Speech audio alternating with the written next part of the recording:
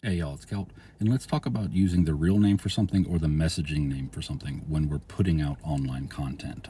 So, when content creators come out and they create something, especially within political content, we will usually switch between something that I refer to as the real name or the message name. A prime example of this is Alligator Alcatraz. Quick backstory for somebody who may not know, but if you watch the news at all, you should know what this is. Alligator Alcatraz is a prison that was hastily built in Florida that is literally named Alligator Alcatraz by the Trump administration. For all intents and purposes, it is a concentration camp. Now, there has been a push to have people rebrand it as Alligator Auschwitz to highlight the fact that it is effectively a concentration camp, being as Auschwitz was the most famous concentration camp from World War II in Nazi Germany. And at almost any time that someone makes a post talking about Alligator Alcatraz, you will have someone refer to it in the comments and bring up the fact that we need to start calling it Alligator Auschwitz. So that would be a highlight of the real name, Alligator Alcatraz, versus the message name, the message that we are trying to get out of Alligator Auschwitz. As content creators, you may see us use both terms in our content. I personally have done that where I switch and one post may say Alligator Alcatraz, one post may say Alligator Auschwitz, or I may say both in the same message or the same video on purpose. The reasons for this are many, but the biggest one is getting a clear and concise message out there to the most possible people there are. First, a lot of us are creating content on platforms that have algorithms where it is highlighting trending topics. Alligator Auschwitz may not be a trending topic on something like Twitter or Threads, but Alligator Alcatraz may be. By referring it solely to Alligator Auschwitz within our message, the other things that we are talking about and putting out there about how it is bad and what is wrong with it may not be reaching a far enough audience because of the suppression. It's not even intentional suppression, it's algorithmic suppression. One is trending, one's just out there. Another reason is people looking for information on Alligator Alcatraz. If we are solely referred to it as Alligator Auschwitz, they are not getting our content. They are not seeing our message about what is wrong with that prison camp. Your racist MAGA uncle hears about Alligator Alcatraz, and he goes and he types into Google Alligator Alcatraz. He is going to see people who are promoting Alligator Alcatraz.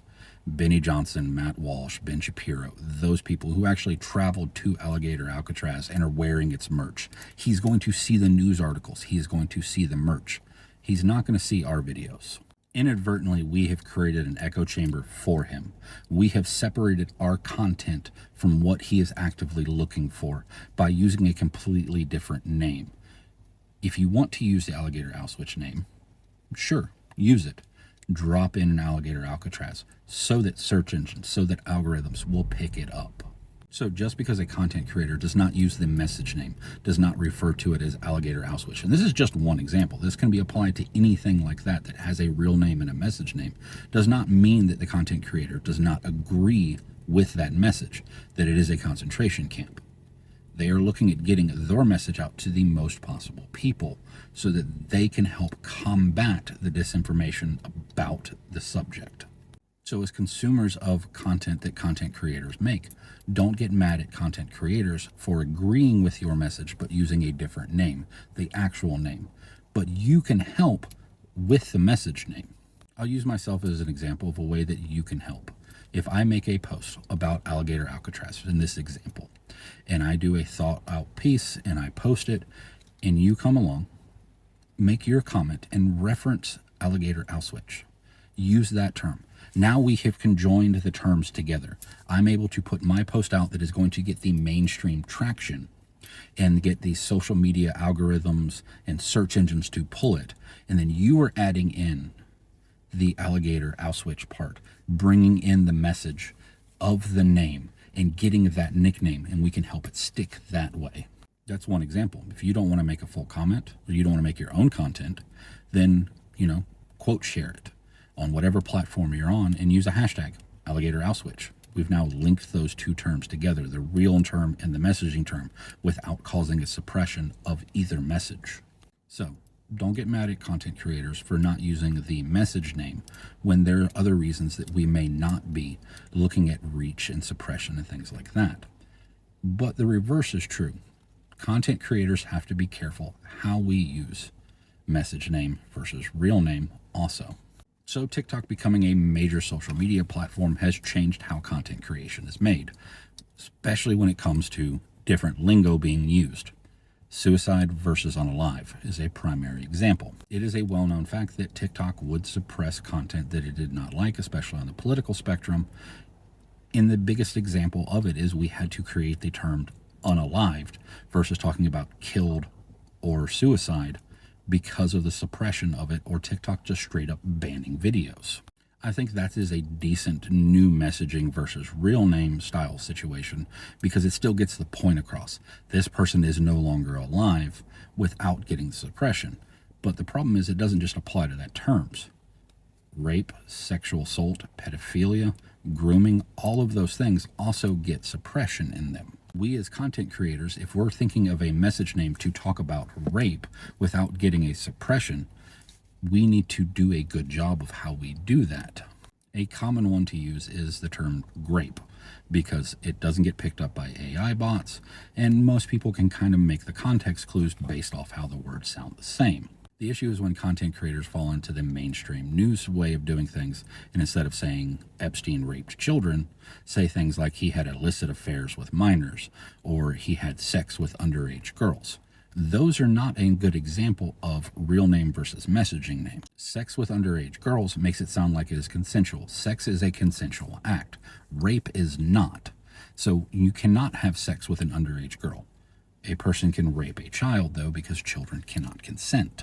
That's why you will see a lot of content creators, myself included, when someone like MSNBC, CNN, or even Fox News says relationship with a student, sex with an underage girl, we will put I fixed it for you. They had raped a child. But we do have to think of ways around the fact that if you say rape, which this video is going to be suppressed because I'm saying it multiple times, how can we say that without making it seem like it is normal, it is consensual, it's not as big of a deal as it is? So a way that we can get around this is we can, instead of saying rape, say assaulted, and talk about the fact that the person groomed and coached and coerced the child into doing inappropriate acts and doing things that they should not be doing by saying assault, and add in the context clues in the rest of the message. This would allow you to put out a message that would allow you to talk about how horrendous it is without actually getting the actual suppression from social media for using the word rape. This is a delicate balance that content creators have to do, and it is our responsibility to do it. How can we get the message out to the most amount of people while keeping the same impact and factual statements about what actually happened? No message is going to be perfect. You're going to say something that doesn't get the reach that it needs to because it does not have the right words to get past the algorithmic suppression. You're going to say something that didn't have the impact that you wanted because you tried to get around the suppression. We can only do our best. And one last thing I'll say on this is none of this is a pass to use bigotry and phobias within your speech. You don't get to drop a slur and say, hey, this was just for the message. This was so that I could get the message out there, or I could get around the suppression, or I had to say it that way so it would reach more people. That's a lame excuse, and if I see you doing that, trying to cite this video as that, I'm going to call you out. But messaging is a skill. You have to practice it. You have to study it. And outside of the mistakes that I just said, hey, you don't get to use this as an excuse for, you're going to make mistakes. Learn from them and get better at it. But as always, stay vigilant, stay safe. Let's get the message out there. I love you all. Until next time.